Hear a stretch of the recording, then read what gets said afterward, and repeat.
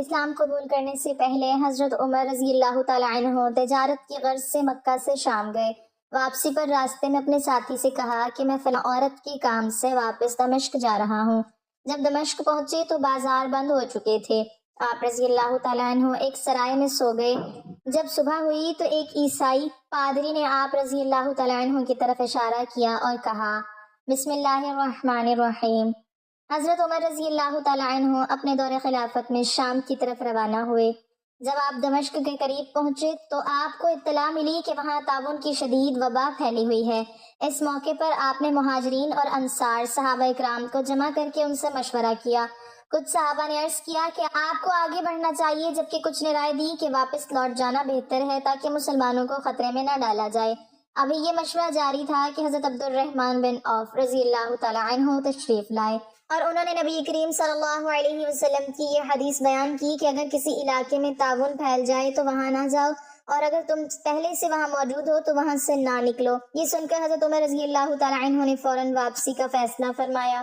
اس پر حضرت ابو عبیدہ بن جراح رضی اللہ تعالیٰ عنہ نے عرض کیا کہ کیا آپ اللہ کی تقدیر سے بھاگ رہے ہیں؟ تو حضرت عمر رضی اللہ تعالیٰ عنہ نے نہایت حکمت کے ساتھ جواب دیا کہ ہم اللہ کی ایک تقدیر سے دوسری تقدیر کی طرف جا رہے ہیں۔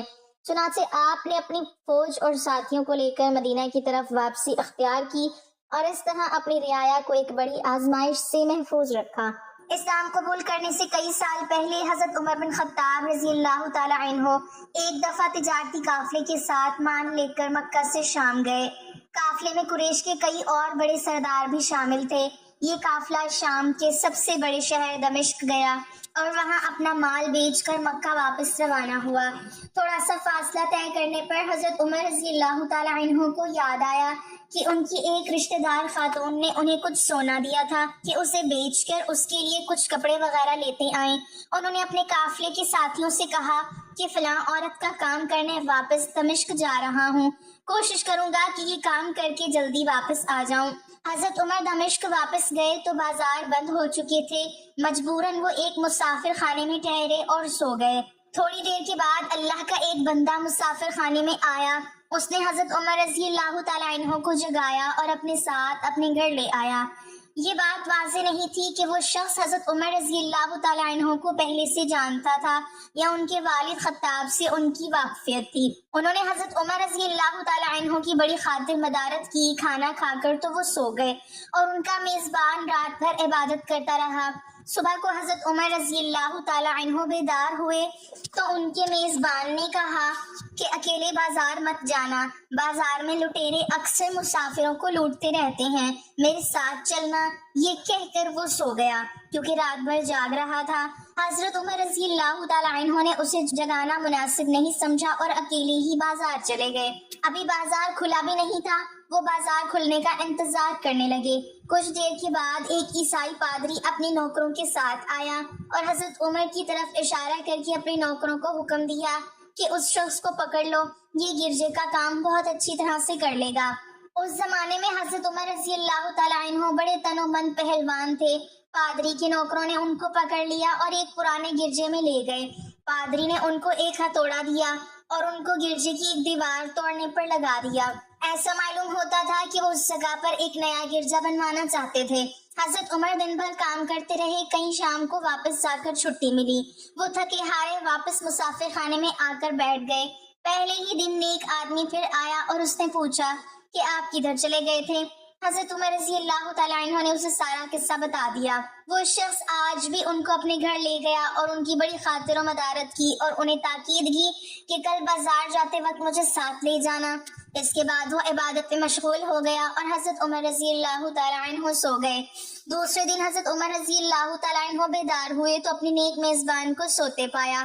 انہوں نے اب کی بار اس کو جگانا مناسب نہیں سمجھا اور اکیلے ہی بازار چلے گئے۔ اتفاق سے پھر وہی پادری اپنے نوکروں کے ساتھ آیا اور حضرت عمر رضی اللہ تعالیٰ عنہ کو پکڑ کر ساتھ لے گیا۔ ان کو غصہ تو بہت آیا، لیکن کیا کرتے، غیر ملک میں وہ اکیلے تھے اور کوئی ہتھیار بھی پاس نہیں تھا۔ دوسری طرف پادری کے ساتھ 7-8 نوکر تھے اور وہ سب ہتھیار بند تھے۔ پہلے دن کی طرح ہی حضرت عمر رضی اللہ تعالیٰ عنہ ہتھوڑے کے ساتھ گرجے کی دیوار توڑتے رہے۔ جب دھوپ تیز ہوئی تو پادری اور اس کے نوکر انہیں کام میں مشغول دیکھ کر چلے گئے۔ اور حضرت عمر رضی اللہ تعالیٰ عنہ دیوار کے سائے میں دم لینے کے لیے بیٹھ گئے۔ اتنے میں وہ پادری گھوڑے پر سوار چپکے سے آیا اور حضرت عمر رضی اللہ تعالیٰ عنہ کے سر پہ ضرب لگائی اور کہا کہ ہم سب گھر گئے تو نے کام ہی چھوڑ دیا۔ اب حضرت عمر رضی اللہ تعالیٰ عنہ کو صبر کی تاب نہ رہی، انہوں نے ادھر ادھر نظر دوڑائی، ہر طرف سناٹا تھا۔ انہوں نے پادری کو گھوڑے سے کھینچ کر نیچے کر لیا اور اس کے سر ہتھوڑے پر ہتھوڑے مارنا شروع کر دیے۔ وہ بہت چیخ چلایا لیکن اس کی مدد کے لیے کوئی نہیں پہنچا۔ حضرت عمر نے ٹوٹی ہوئی دیوار کا ایک بھاری ٹکڑا اٹھا کر اس کے سر پہ دے مارا۔ وہ پہلے سے ہی زخمی تھا، اب اس نے دم دے دیا۔ اس کو مرتے دیکھ کر حضرت عمر رضی اللہ تعالیٰ عنہ تیزی سے بھاگ کھڑے ہوئے اور جس راستے سے دمشق آئے تھے وہ راستہ چھوڑ کر ایک دوسرے راستے پر چل پڑے۔ شہر سے کافی دور انہیں ایک خچر پر سوار رومی ملا جو روم سے تعلق رکھتا تھا۔ وہ ان کے ساتھ چلنے لگا، وہ کچھ باتیں کرنے لگا، لیکن نہ حضرت عمر رضی اللہ تعالیٰ عنہ ان کی زبان سمجھتے تھے اور نہ وہ ان کی زبان سمجھتا تھا۔ اس نے یکایک اپنی تلوار پر ہاتھ ڈالا۔ حضرت عمر رضی اللہ تعالیٰ عنہ سمجھ گئے کہ وہ ان پر وار کرنا چاہتا ہے۔ انہوں نے فوراً ہی خچر سے اسے کھینچ لیا اور اس سے تلوار چھین کر ایک ہی وار میں اس کا کام تمام کر دیا۔ پھر آپ رضی اللہ تعالیٰ عنہ خچر پہ سوار ہو کر آگے چلے۔ اس کے بعد کیا ہوا سارا احوال خود حضرت عمر رضی اللہ تعالیٰ عنہ نے اس طرح بیان کیا ہے کہ اس جگہ سے روانہ ہو کر میں ایک گرجے میں پہنچا۔ یہاں عیسائیوں کی ایک جماعت رہتی تھی۔ میں گرجے کے اندر داخل ہوا تو گرجے میں رہنے والے سب لوگ میرے ارد گرد جمع ہو گئے اور مجھ سے میرے حالات کے بارے میں پوچھنے لگے۔ پھر وہ اپنے پادری کے پاس مجھے لے گئے۔ پادری مجھے نہایت غور سے دیکھنے لگا اور اس کی بات کہنے لگا کہ ایسا معلوم ہوتا ہے کہ تمہیں کسی چیز کا خوف ہے۔ میں نے کہا کہ تم نے کیسے اندازہ لگا لیا کہ مجھے کسی چیز کا خوف ہے؟ اس نے میرے سوال کو ٹال دیا اور کہا کہ آپ جب تک چاہیں یہاں ٹھہریں، آپ کو یہاں کسی قسم کا کوئی خطرہ نہیں، آپ ہماری حفاظت میں ہیں۔ پھر اس پادری نے مجھے اپنے گھر میں مہمان کی طرح رکھا اور میری نہایت ہی خاطر مدارت کی اور پھر پوچھا کہ آپ کون ہیں؟ میں نے اسے بتایا کہ میں مکے کا رہنے والا ہوں اور قبیلہ قریش سے تعلق رکھتا ہوں۔ تجارتی قافلے کے ساتھ شام آیا تھا۔ تجارت کا مال بیچنے کے بعد ایک ضروری کام کے لیے مجھے اپنے قافلے سے جدا ہو کر واپس دمشق جانا پڑا۔ اب میں اپنے وطن واپس جا رہا ہوں اور راستہ بھٹک کر یہاں آ نکلا ہوں۔ پادری مجھے غور سے دیکھتا رہا اور بار بار طرح طرح کے سوال کرتا رہا۔ میں نے ان کے یہاں نہایت ہی آرام سے رات بسر کی۔ صبح کو آ کے پوچھا کہ آپ کا ارادہ یہاں ٹھہرنے کا ہے یا آگے جانے کا؟ میں نے کہا کہ اب میں آپ سے رخصت ہونا چاہوں گا۔ یہ سن کر پادری نے اپنا ایک شاندار گدھا جو بڑا خوبصورت اور نہایت ہی تیز رفتار تھا لے آیا۔ اس گدھے کی پیٹھ پر کھانے کی مزیدار چیزیں اور قیمتی تحفے بھرے ہوئے تھے اور پھر کہنے لگا کہ آپ اس گدھے پر سوار ہو جائیں اور چل پڑیں۔ راستے میں آپ کا گزر کسی عیسائی مکان کے پاس سے ہوگا تو وہ آپ کو اس گدھے پر سوار دیکھ کر آپ کی بے حد تعظیم کرے گا اور آپ کی خاطر و مدارت میں کوئی کسر نہیں چھوڑے گا۔ یہ کہہ کر پادری نے میرا ہاتھ پکڑا اور تنہائی میں لے جا کر کہنے لگا کہ اے عمر، آپ پر میرا حق واجب ہو گیا۔ میں نے کہا بے شک۔ اس نے کہا آپ کا تعلق ایک معزز قوم سے ہے، میری آپ سے ایک غرض ہے۔ میں نے کہا کہ آپ بیان کر دیں، لیکن حیرت کی بات ہے کہ آپ جیسا بڑا آدمی مجھ جیسے پریشان حال مسافر سے کوئی غرض کیسے رکھ سکتا ہے؟ اس نے بڑے یقین بھرے لہجے میں کہا کہ سنیں، میں ایک ایسا آدمی ہوں جسے اللہ نے آسمانی کتابوں کا علم عطا کیا ہے۔ میں نے آپ کی ذات میں بہت سی ایسی نشانیاں دیکھی ہیں جو یہ ظاہر کرتی ہیں کہ جب ایک مقررہ مدت پوری ہو جائے گی تو حالات میں زبردست تبدیلی آئے گی۔ اس وقت آپ ہمارے ملک کے حاکم بن جائیں گے اور یہاں کے سب شہروں میں آپ ہی کا حکم چلے گا۔ اس کے بعد پادری نے اپنی جیب سے دوات، قلم اور کاغذ نکال کر کہا کہ میری غرض یہ ہے کہ آپ اس کاغذ پر لکھ دیں کہ اس گرجے اور اس کی جائیداد پر کسی قسم کا کوئی محصول لاگو نہیں کیا جائے گا۔ میں نے حیران ہو کر پادری سے کہا کہ آپ مجھ سے مذاق تو نہیں کر رہے؟ اس نے کہا کہ قسم ہے اس ذات کی جس نے حضرت عیسیٰ علیہ السلام پر انجیل نازل فرمائی، میں جو کچھ کہہ رہا ہوں وہ بالکل سچ ہے۔ آپ مہربانی کریں اور میری درخواست قبول فرمائیں۔ میں نے پادری کی باتوں کو اس کا وہم سمجھا اور جیسے اس نے کہا میں نے اسی طرح کاغذ پہ اسے لکھ کر دے دیا۔ اس کے بعد گدھے پر سوار ہو کر چل پڑا۔ راستے میں مجھے کئی جگہ پر عیسائیوں کی جماعتیں ملی۔ انہوں نے مجھے ایک پادری کے گدھے پر سوار دیکھ کر میری بڑی خاطر مدارت کی۔ میں اسی طرح جگہ جگہ عیسائیوں کا مہمان بنتا تبوک تک پہنچ گیا۔ اللہ کی شان، جس تجارتی قافلے کے ساتھ میں گیا تھا وہ کافی دیر میرا انتظار کرنے کے بعد اس جگہ سے چل پڑا تھا جہاں میں نے اسے چھوڑا تھا، اور اب تبوک میں ایک کنویں کے قریب ڈیرا ڈالے ہوئے تھے۔ قافلے والے میرے ساتھی مجھے دیکھ کر میری طرف دوڑ پڑے اور مجھ سے مل کر بہت خوش ہوئے اور کہنے لگے کہ اے ابن خطاب، ہم لوگ تمہارا انتظار کرتے کرتے بالکل مایوس ہو گئے، تو ہم نے اس مکان کو کچھ کر دیا جہاں سے تم واپس دمشق گئے تھے، مگر تمہارے بارے میں ہم سخت پریشان تھے۔ یہ تو بتاؤ کہ اتنے دن تم کہاں رہے؟ میں نے وہ تمام حالات بیان کیے جو مجھے پیش آئے، لیکن پادری سے جو میری گفتگو تنہائی میں ہوئی وہ بالکل ظاہر نہیں کی، کیونکہ میں پادری کی ان باتوں کو اس کا وہم سمجھتا تھا اور اس کے عقیدے کی کمزوری سمجھتا تھا۔ قریش کے ایک سردار ابو سفیان بھی اس قافلے میں شامل تھے۔ انہوں نے مجھے اس شاندار گدھے پر سوار دیکھ کر کہا، آئے تم لوگ اس نوجوان کی خوش نصیبی تو دیکھو، اسے کسی ایسے میدان میں چھوڑ دیا جائے جہاں نہ پانی ہو نہ سبزہ، پھر بھی اسے رزق مل جائے گا۔ پادری نے رخصت کرتے وقت مجھ سے کہا تھا کہ جب میں اپنے ساتھیوں کے پاس پہنچ جاؤں اور گدھے کی ضرورت نہ رہے تو اس کی رسی کو مضبوطی سے باندھ کر گدھے کو اسی جگہ پر چھوڑ دینا۔ لہٰذا میں نے ایسا ہی کیا۔ یہ دیکھ کر ابو سفیان نے کہا کہ ارے یہ تم نے کیا کر دیا؟ گدھے کو ایسی جگہ پہ چھوڑ دیا جہاں پہ چور، اچکے اور درندے اکثر گزرتے رہتے ہیں۔ میں نے کہا اس کے مالک نے مجھے ایسا ہی کرنے کی ہدایت کی تھی، وہ اس کی عادتوں سے زیادہ واقف ہے۔ اب وہ جگہ گدھے والا کنواں کے نام سے مشہور ہے۔ وہاں سے روانہ ہو کر ہمارا قافلہ مکہ پہنچا۔ میری اور پادری کے درمیان جو گفتگو ہوئی تھی وہ مجھے بھلائی نہ بھولتی تھی۔ پہلے تو کئی دن تک میں نے اسے اپنے دل میں ہی رکھا، پھر مجھ سے ضبط نہیں ہوا اور یہ راز میں نے اپنے رشتہ دار خاتون کے سامنے ظاہر کیا جس نے مجھے سونا دیا تھا۔ وہ بڑی عقل مند خاتون تھی۔ اس نے مجھ سے کہا کہ اے ابن خطاب، میں تمہارے بچپن ہی سے تم میں اچھی نشانیاں دیکھ رہی ہوں۔ جب تم بہت چھوٹے بچے تھے تو میں نے ایک دفعہ خواب میں دیکھا کہ تم لمبے ہوتے جا رہے ہو اور تمہارا قد اتنا لمبا ہو گیا ہے کہ اس نے آسمان کو چھو لیا ہے۔ یہ دیکھ کر میں نے خواب میں کہا کہ ارے یہ میرے بچے کی کیا حالت ہو گئی ہے۔ کسی نے کہا کہ یہ لڑکا دنیا اور آخرت میں بھلائی پانے والا بنے گا۔ جاہلیت کے زمانے میں اس قسم کی باتوں کا مطلب میں سمجھ نہیں آتا تھا۔ مکہ میں ایک شخص اہل کتاب یعنی یہود و نصارہ میں سے تھا جو بہت گمنام تھا۔ عام لوگ تو اس سے واقف بھی نہیں تھے، لیکن قریش کے کچھ سردار ایسے پہچانتے تھے اور اس کی بہت عزت کیا کرتے تھے۔ ایک دن دوپہر کے وقت میں اس کے یہاں گیا اور اسے جا کر کہا کہ میں آپ سے چند باتیں کرنا چاہتا ہوں اور چاہتا ہوں کہ آپ ان کو اپنے دل سے راز بنا کر رکھیں اور کسی کے سامنے ظاہر نہ کریں۔ اس نے ایسا کرنے کا وعدہ کیا تو میں نے اپنے سفر کے تمام واقعات اس کے سامنے بیان کر دیے اور پھر رشتہ دار خاتون کے خواب کا بھی ذکر کیا۔ جب میں اپنی گفتگو ختم کر چکا تو اس نے کہا کہ اے ابن خطاب، جس کو تم نے محصول کی معافی کا وعدہ لکھ کر دیا ہے وہ اس زمانے میں عیسائیوں کا سب سے بڑا عالم ہے۔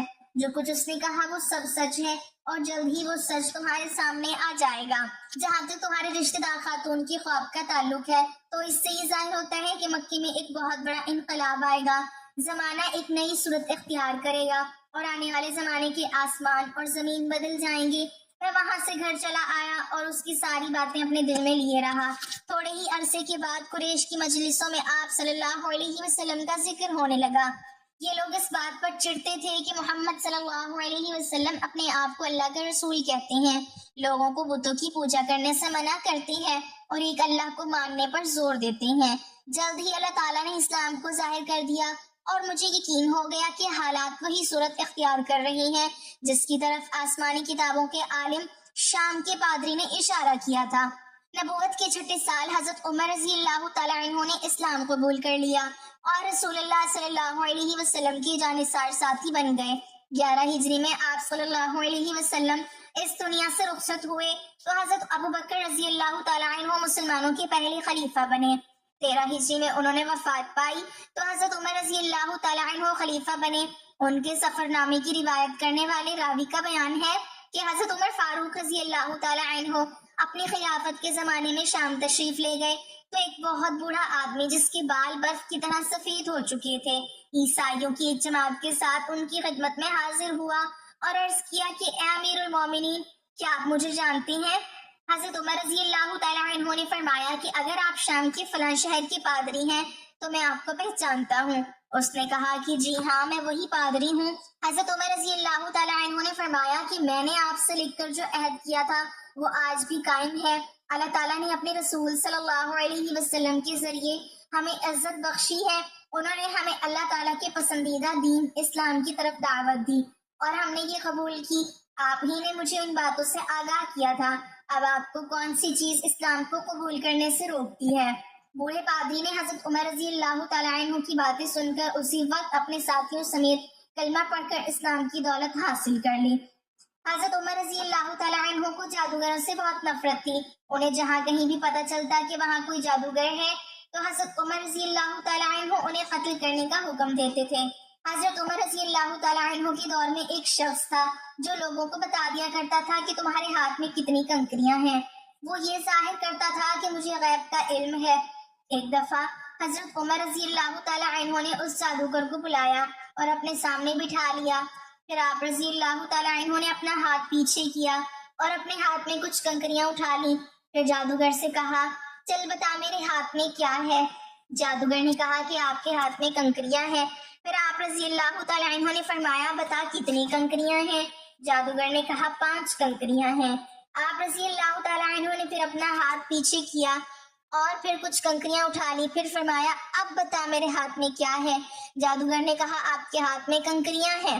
آپ رضی اللہ تعالیٰ عنہ نے فرمایا، بتا کتنی کنکریاں ہیں؟ جادوگر نے کہا مجھے نہیں پتا۔ ساری محفل حیران رہ گئی، آخر یہ کیا ماجرا ہے؟ پھر آپ رضی اللہ تعالیٰ عنہ نے فرمایا، پہلے جب میں نے کنکریاں اٹھائی تھی تو بھی پتا تھا کہ میرے ہاتھ میں کتنی کنکریاں ہیں، اس جادوگر نے میرا دماغ پڑھ لیا تھا۔ دوسری بار جب میں نے کنکریاں اٹھائی تو مجھے بھی نہیں پتا تھا کہ میرے ہاتھ میں کتنی کنکریاں ہیں، کیونکہ شیطان انسان کے جسم میں خون کی شکل میں دوڑتا ہے اور جادوگر شیطان کی پوجا کرتے ہیں، جس سے شیطان ان کو ہر چیز ہر بات بتا دیتا ہے۔ اس محفل سے حضرت عمر رضی اللہ تعالیٰ عنہ لوگوں کو یہ بتانا چاہتے تھے کہ یہ جادوگر اللہ کو چھوڑ کر شیطان کی پوجا کرتے ہیں اور شیطان انسانی جسم کے اندر خون میں گردش کرتا ہے۔ اس سے ہمیں پتہ چلتا ہے کہ جو بات ہمیں پتہ ہوگی وہی ان جادوگروں کو بھی پتہ ہوگی، جو ہمیں نہیں معلوم ہوگی تو ان جادوگروں کو بھی نہیں معلوم ہوگی۔ اللہ تعالیٰ ہم سب کو قلب سلیم عطا فرمائے اور ہر قسم کے جادو ٹونے سے بچا کر قرآن و حدیث پہ چلنے کی توفیق عطا فرمائے، آمین۔ ناظرین، کمنٹ باکس میں اللہ تعالیٰ کے 99 ناموں میں سے ایک نام ضرور ٹائپ کریں۔